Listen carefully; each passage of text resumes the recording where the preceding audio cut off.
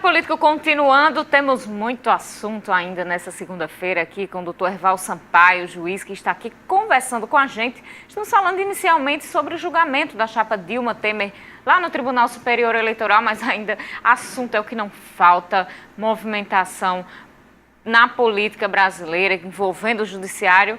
Vamos ter muito o que conversar. Você pode participar, os contatos estão aí na tela, você pode copiar, participar pelo telefone ou redes sociais. Doutor Erval, então as provas o senhor defende que eram realmente contundentes? Eram.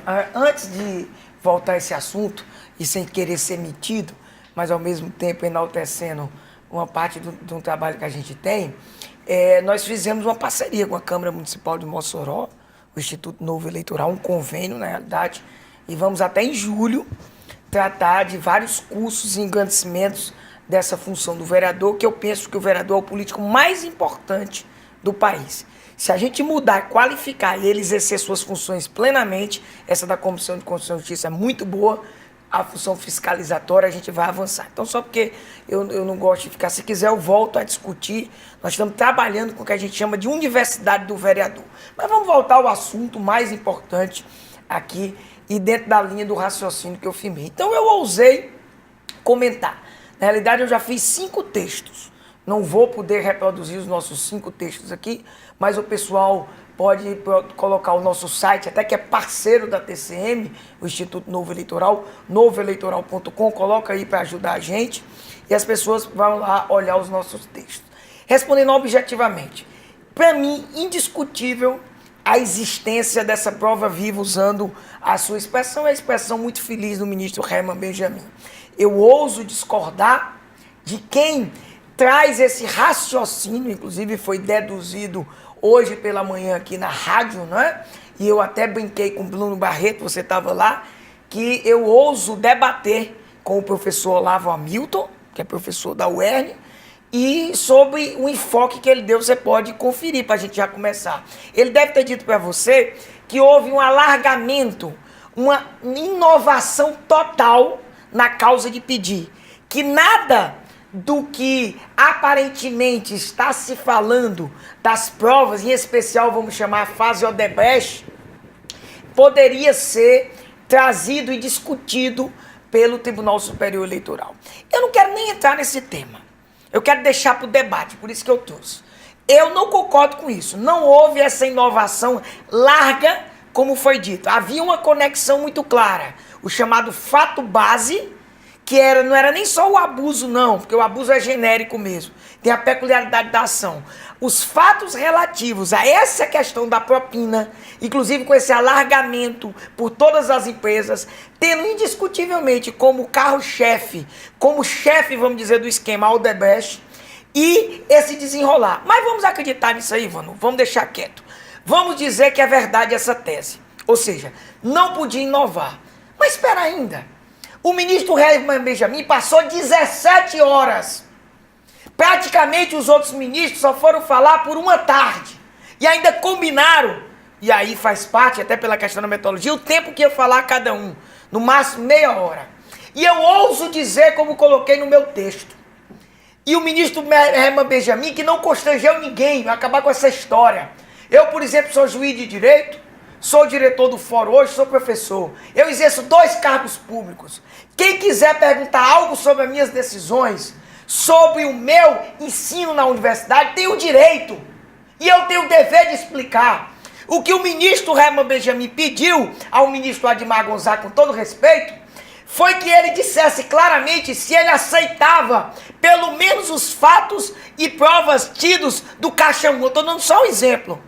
Para quê? Para dizer que provas indiscutivelmente que não tinham a ver com a ampliação da causa de pedir, ou seja, vamos retirar a fase Odebrecht todinha. Vamos esquecer. Vamos dizer que a fase Odebrecht não presta. Tudo bem, eu não concordo. Mas vamos. Existiam outras provas incontestes que não foram enfrentadas pelos votos vencedores.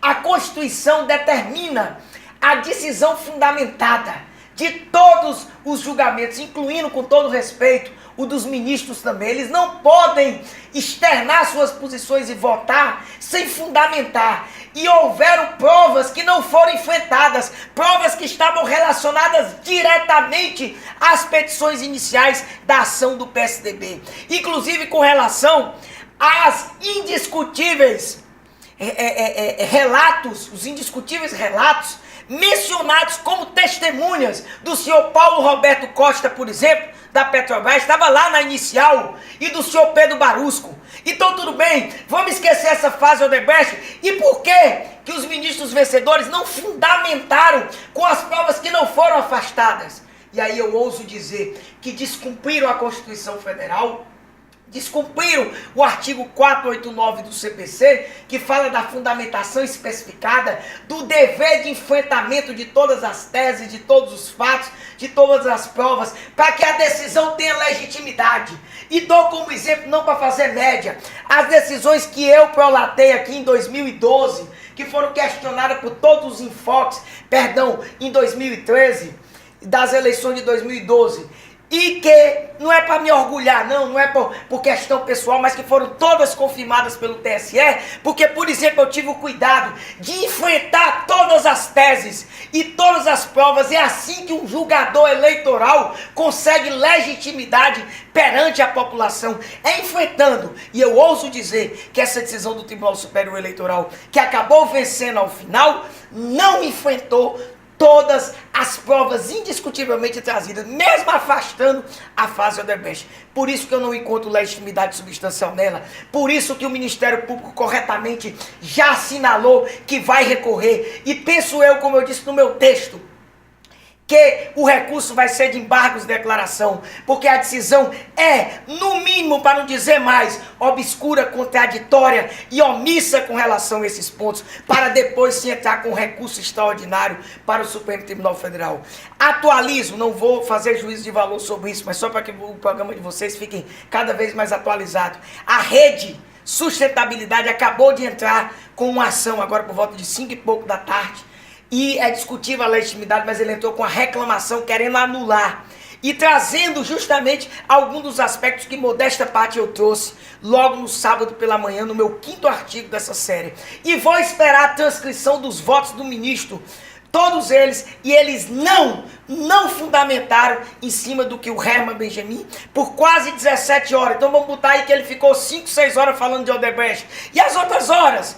E as outras provas indiscutivelmente trazidas relacionadas às ações, à inicial do PSDB, simplesmente foram renegadas, foram relevadas. O senhor acha que a postura desses ministros vencedores, como o senhor fala, que fizeram votos vencedores, eles demonstraram suspeição? Olha, Carol, eu nunca fujo de perguntas, mas ao mesmo tempo não sou leviano. Má fé não se pode presumir. Eu não tenho elemento nenhum para apontar uma questão de suspeição de nenhum dos 4 ministros. Agora, vou fazer defesa aqui. Não tenho procuração de ninguém. Do Procurador-Geral Eleitoral, Nicolau Tina. É um desrespeito que foi feito pelo presidente do Tribunal Superior Eleitoral. Ele tem o dever, como fiscal do ordenamento jurídico, de alegar suspeição e impedimento de quem ele quiser e entenda pertinente. Não se pode presumir má fé. Ele fundamentou que só trouxe no final do julgamento, porque só ficou sabendo a partir da conexão feita de que o ministro Admar Gonzaga teria advogado para Dilma. E nós sabemos que por relatos aí, como o ministro o nosso presidente diz, que tudo ele descobre em blog, a alegação era que ele estava se pautando para o blog. Eu não quero crer que o procurador regional, ele pode até ter confirmado, que teve noção, mas ele estava lá. Foi sexta de manhã que ficou comprovado e mostrado o documento onde o ministro Admar teria advogado para o PT. Eu só não gosto é de quê? Primeiro, eu não gosto dessas situações, de trazer essas politicagens, essas questões de suspeição, até porque eu repito, má fé não pode ser presumida. Por mais que eu tenha críticas, por exemplo, a postura do próprio ministro Gilmar Mendes, com todo respeito, o guia central do voto do ministro Herman Benjamin, vocês sabem onde é que estava, vocês dois? Vocês sabem qual era o fundamento maior do ministro Herman Benjamin? Era no voto vista, um voto histórico, um voto que eu vou viver a vida inteira aplaudindo. Do ministro Gilmar Mendes. O próprio Gilmar. Que teve a coragem naquela época de pedir que a Justiça Eleitoral não virasse as costas a uma realidade clara que eu tenho chamado a atenção há muito tempo, como, por exemplo, o teatro da prestação de contas, onde os candidatos fingem que prestam conta e a Justiça Eleitoral finge que é as julgas. E que eu já saí desse teatro desde 2004, eu já disse, é oportunidade aqui. E ele trouxe esse voto vencedor, fazendo com que o tribunal, àquela época, em 2015, os 5-2, realmente entendesse que teria que investigar e teria que dar o mínimo. Aí, com todo respeito, diz, não, nós vamos investigar, mas eu não vim caçar. Não existe essa história de investigar e não atribuir a consequência. Isso não existe, a Justiça Eleitoral não é de enfeite. Ela não vai descobrir uma ilegalidade e vai ficar por nada, com todo o respeito que eu tenho à sua excelência. E mais, trago mais um aspecto indiscutível que o ministro Herman Benjamin trouxe de modo muito claro. Vou dizer para vocês, como imaginar que há 2, 3 meses atrás, eu não sei o tempo, mas 2 meses, o tribunal autorizou claramente a reabertura da instrução, parou o julgamento, para ouvir aquelas pessoas, gastou dinheiro, foi gasto dinheiro público para ouvir aquele povo inteiro, para simplesmente desconsiderar logo após. Que tribunal é esse, com todo respeito, que muda da noite para o dia, sem nenhum motivo plausível, o que já estava decidido pelo tribunal? Foi o que o ministro disse. Eu estou cumprindo o que o próprio tribunal disse. Então, com todo respeito, a gente tem que tentar analisar e verificar melhor essas coisas. Vamos fazer nosso segundo intervalo. Daqui a pouquinho a gente continua o nosso bate-papo com o juiz Herval Sampaio Júnior.